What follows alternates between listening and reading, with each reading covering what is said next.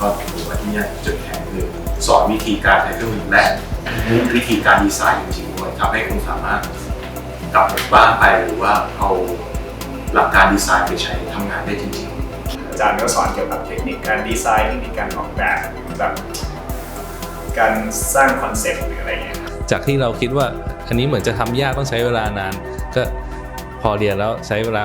แค่10 นาทีเองถ้ารู้เทคนิคนิดเดียวก็ได้แล้วเหมือนอาจารย์เขาสอนวิธีคิดด้วยไม่ใช่แค่เครื่องมืออย่างเดียวครับสามารถเอาไปทำงานจริงๆแค่เรียนแค่คลาสเดียว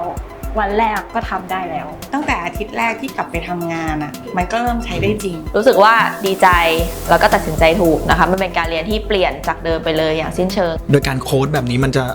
ผมว่ามันง่ายกว่าแล้วมันจะเข้าใจเร็วมากกว่าครับจริงๆเราสามารถสงสัยแล้วเราถามได้เลยอะไรแบบนี้ครับเรียนที่เนี่ยเขาเรียกเป็นอาหารจานด่วนที่คุณภาพเต็มหลังจากที่ได้เรียนเนี่ยเป็นข้อพิสูจน์แล้วว่าสิ่งที่อาจารย์สอนครบถ้วนสามารถนำไปใช้งานได้จริงในหลายๆด้านเลยแค่ไอเพนทัวร์ตอนแรกที่เคยเรียนแบบไม่เป็นเลยแต่พอเนี้ยแค่วันเดียวมันก็เป็นแล้วเราทำให้รู้สึกว่าอาจารย์จะมีความทุ่มเทแล้วก็อาจารย์จะไม่ปล่อยผ่านให้ใครอยู่ข้างหลังนะอาจารย์จะให้ทุกคนมาด้วยการสอนย้ำในแต่ละครั้งของอาจารย์เนี่ยมันจะทำให้ทุกคนที่ก้าวตามมาไม่ทันทุกคนจะเดินมาได้พร้อมกันหมดก็เลยค่อนข้างจะประทับใจในความทุ่มเทของอาจารย์คอยตอบคำถามอะไรเงี้ยครับเป็นคนใจเย็นแล้วก็มีสปิริตความเป็นอาจารย์ค่อนข้างสูงมากซึ่งอันนี้แหละเป็นความประทับใจครับสามารถเอาความรู้ทั้งหมดใน